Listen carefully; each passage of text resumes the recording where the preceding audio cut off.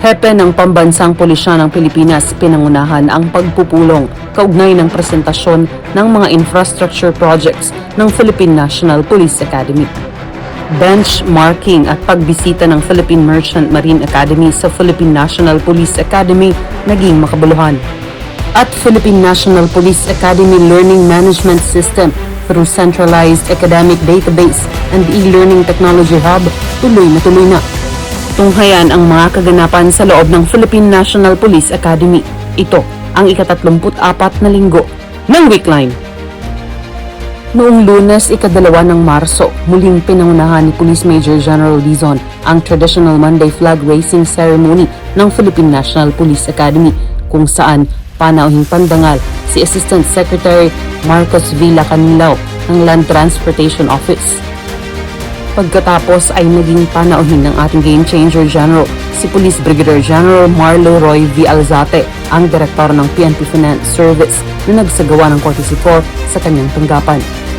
Naroon din si Director James Arthur T. Dubongco, ang Regional Director ng Department of Agrarian Reform 4A para sa ilang kailangang koordinasyon nito sa Academy.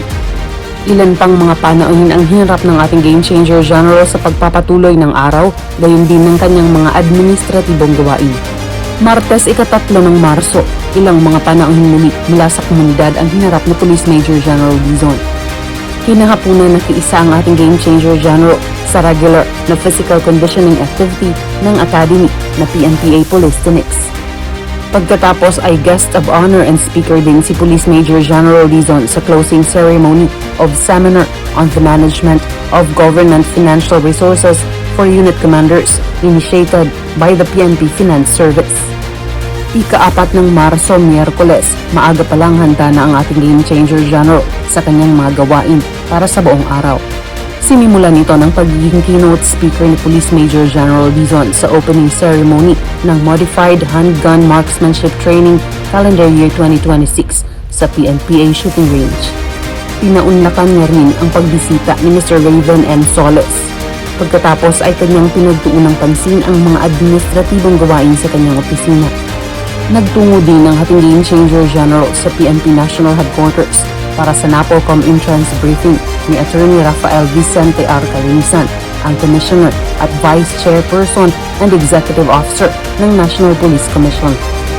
Kasama din si Police Major General Dizon sa mga attendees ng conference upang talakayin ang mga pamamatnubay ng ating hepe ng Pambansang Pulisya ng Pilipinas kaugnay ng proposed PNPA organizational structure and staffing pattern.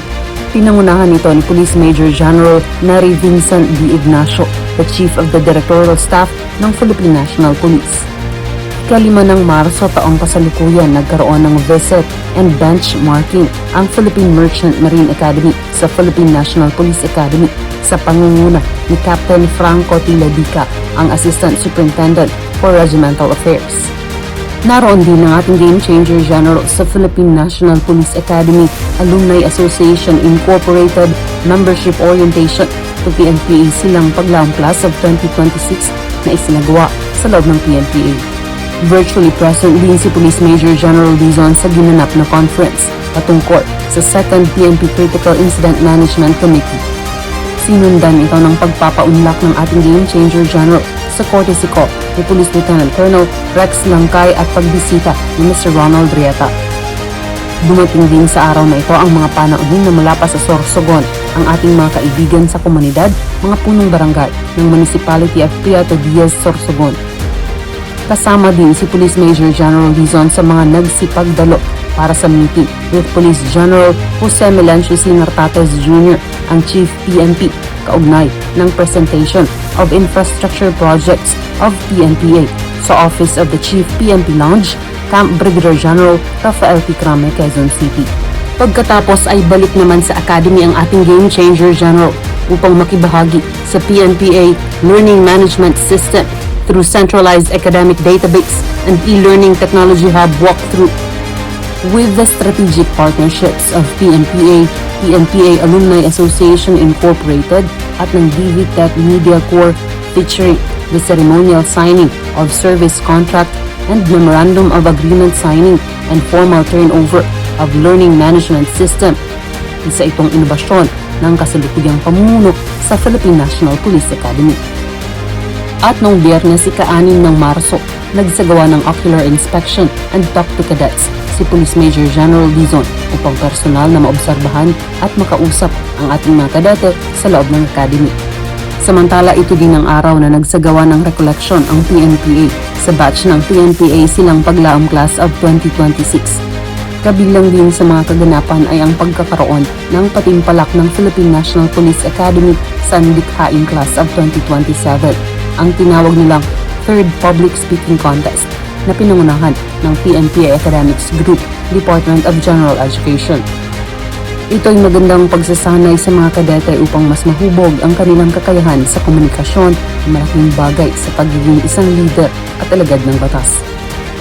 Noong Sabado, ika-7 ng Marso, ay guest of honor and speaker siya sa ginanap na 7th Public Installation of Elected and Appointed Officers of Cabuyao City Masonic Lodge No. 442 sa Binyan City, Laguna.